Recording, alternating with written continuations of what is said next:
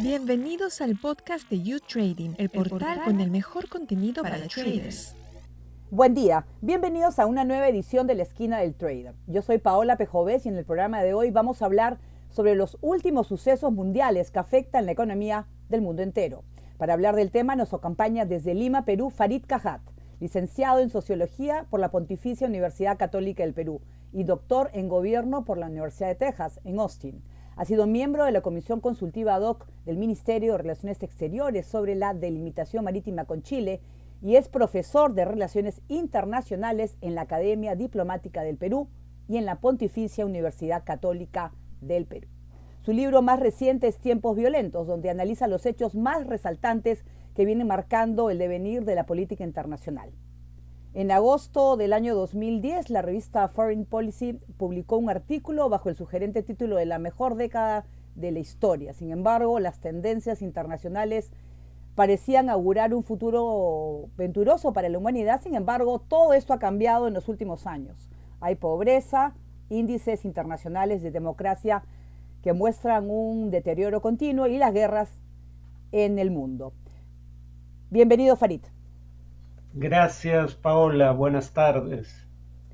Bueno, estamos viviendo lo que se pueden llamar, como es el título de tu libro, Tiempos Violentos. Hace unas semanas, Vladimir Putin dijo que el mundo enfrentaría probablemente la década más peligrosa desde el final de la Segunda Guerra Mundial. ¿Crees que es una manera de justificar su invasión a Ucrania? Bueno, la década es peligrosa básicamente porque él decidió invadir un país vecino sin justificación posible bajo el derecho internacional. Como tú leíste en el libro, porque tú estuviste en la presentación del mismo, yo digo que creo que el intento de expandir la OTAN para incluir exrepúblicas soviéticas, como en particular Ucrania, fue un grave error. Pero decir que ese fue un error y que fue percibido como una provocación por Rusia no implica decir que lo que Rusia hizo tenga amparo bajo el derecho internacional. Yo, sin embargo, creo que si bien este es un momento, digamos, aciago en la política internacional contemporánea, podría terminar marcando la declinación de Rusia como potencia global, porque salvo en el plano nuclear, estamos viendo que incluso en lo militar, a nivel convencional, es una potencia de segundo orden. Su influencia política internacional probablemente decline, no solo por lo que ha hecho en Ucrania, sino además porque lo hecho en Ucrania, más allá del tema de la legalidad y la violación del derecho internacional, también es un problema para él porque hasta ahora él proyectaba la imagen de un líder virtualmente omnisciente, que era capaz de prever siempre las consecuencias de sus actos y salirse con la suya. Claramente eso no es lo que está ocurriendo ahora. Y finalmente creo que este va a ser el inicio de un declive, por lo menos por una década, ya que hablamos de un horizonte temporal de 10 años, el declive de la economía rusa, que va a pasar a depender cada vez más de China, porque Europa no va a volver a la dependencia de la energía rusa que tenía antes de esta guerra. Así es. Yo quisiera preguntarte, Farid, específicamente la situación de Europa, que dependían energéticamente de Rusia y la situación está cambiando. ¿Qué va a pasar en Europa? Europa ha logrado, todo parece indicar, sortear el problema inmediato. El problema inmediato era la posibilidad de quedarse sin suficiente energía para cubrir sus necesidades durante el invierno. Parece que eso no va a ocurrir, en primer lugar porque los países europeos han logrado llenar sus reservas de energía, cerca del 100% en la mayoría de casos. En segundo lugar, han encontrado fuentes alternativas a Rusia para obtener energía. Por ejemplo, en Alemania, centrales nucleares para generar energía que iban a ser descontinuadas están volviendo a ser tomadas en consideración. Pero además, por ahora al menos, las temperaturas no son tan frías como se temía podían ser en esta época del año. O sea, podría decirse que esa es una de las pocas cosas buenas del cambio climático, que los inviernos europeos son menos fríos que en el pasado. pero eso va a ser un problema más adelante. O sea, está garantizado el invierno, que es de aquí, o básicamente de diciembre a fines de marzo, pero no está garantizado el abastecimiento para el resto del año 2023. O sea, por eso yo todavía creo, entre otras razones, que es probable que esta guerra llegue a su fin durante la primera mitad del próximo año.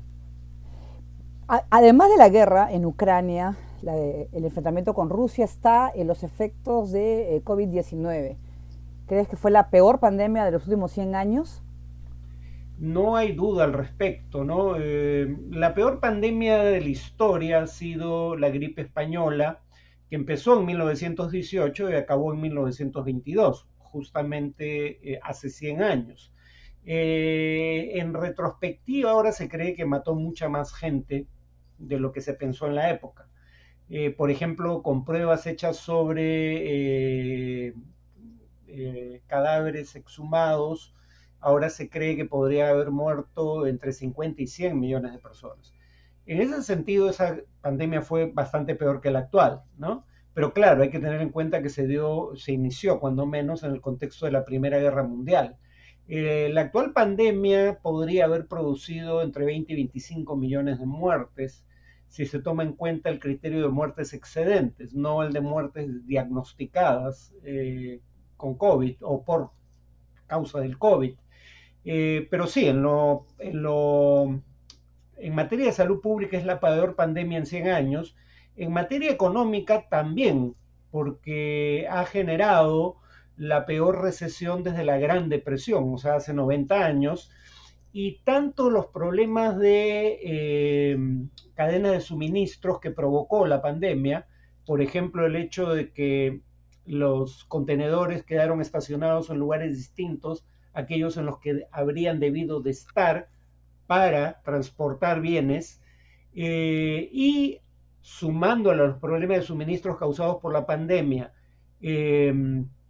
la guerra en Ucrania, que contribuyó a elevar el precio de, por lo menos temporalmente, de combustibles fósiles y de una serie de alimentos, tenemos la mayor inflación en 40 años, ¿no?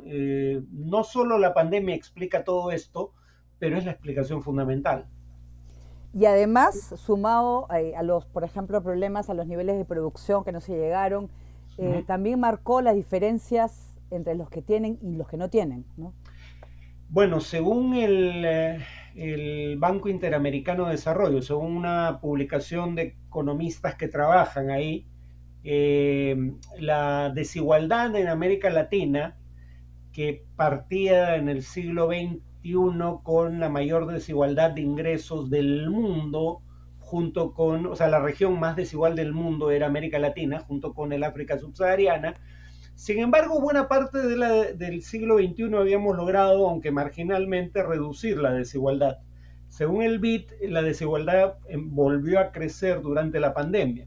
Entonces, ese que ya era un problema, pero que había, en todo caso, era un problema que si bien no estaba en vía de resolverse, no era tan agudo como a inicios de siglo, nuevamente está convirtiéndose en un problema serio. En tema de inflación es un tema mundial. Todos los países están presentando problemas en el tema de la subida de precios y demás. ¿Esto se va a mantener, crees tú, con los años o se va a realmente superar? Sobre todo en América Latina, donde sabemos los problemas que tenemos, ¿no? A ver, hay algunos factores perturbadores, o sea, quiero decir, temporales, ¿no? Como la guerra en Ucrania, obviamente.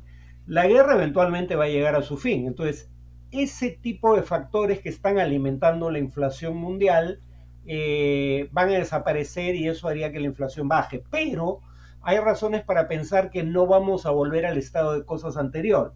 Por solo poner un ejemplo, países como China ya no quieren depender de, por ejemplo, las potencias occidentales para obtener microchips y en particular los microchips más avanzados, aquellos cuyo tamaño se mide en nanómetros, porque como vemos en el caso de Estados Unidos, acaba de aprobarse una norma que prohíbe exportar ese tipo de microchips a China. y además prohíbe a ciudadanos americanos trabajar en la industria china de microchips. Entonces, tanto en el tema de los microchips o microprocesadores, que son fundamentales para cualquier artefacto electrónico moderno, como en otras áreas, China, por ejemplo, va a tratar de producir localmente lo que antes importaba. Y claro, cuando tú produces, si tú importabas algo, probablemente era porque era más barato o de mejor calidad o ambas cosas. Pero aquí el problema es que si tú lo produces localmente, muy probablemente lo produzcas, digamos, más caro. Entonces, por ejemplo, muchos países van a intentar producir localmente, pero más caros, productos que antes podían importar más baratos. Eso va a ayudar a aumentar la inflación. Pensemos en el Reino Unido. Otro ejemplo ahí.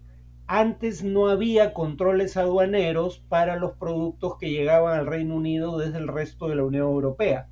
Ahora el Reino Unido ya no es parte de la Unión Europea y entonces, aunque no paguen aranceles, es decir, impuestos a las importaciones, los bienes que importa el Reino Unido del resto de Europa van a pasar controles aduaneros y eso implica un costo adicional.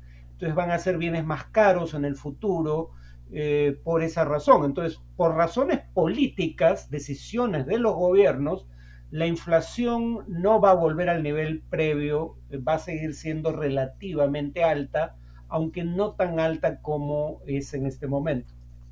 Farid, tú en tu libro hablas también de la rivalidad entre China y los Estados Unidos respecto pues a la tecnología 5G y cuáles son sus implicancias para América Latina. ¿Cuánto puede afectar esta guerra tecnológica entre los Estados Unidos y China? Bueno, la tecnología 5G es básicamente la quinta generación tecnológica en telecomunicaciones, ¿no?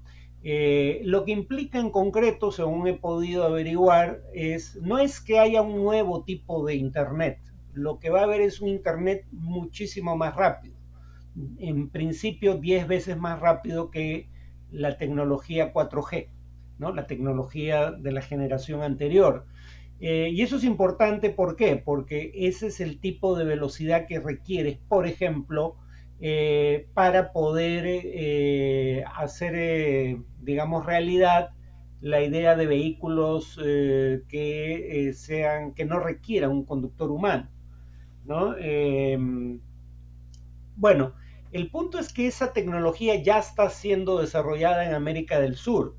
Y tenemos dos ejemplos, uno preocupante, el otro promisorio. El ejemplo preocupante es el de Ecuador, donde Estados Unidos gestionó créditos, el gobierno de Estados Unidos gestionó ante actores financieros privados créditos para Ecuador en términos blandos, o sea, largos periodos de vencimiento, bajas tasas de interés, para que Ecuador pague con ese dinero la deuda que tenía contraída con China, pero a cambio se le exige a Ecuador que no permita que empresas chinas como Huawei participen del tendido de su red 5G.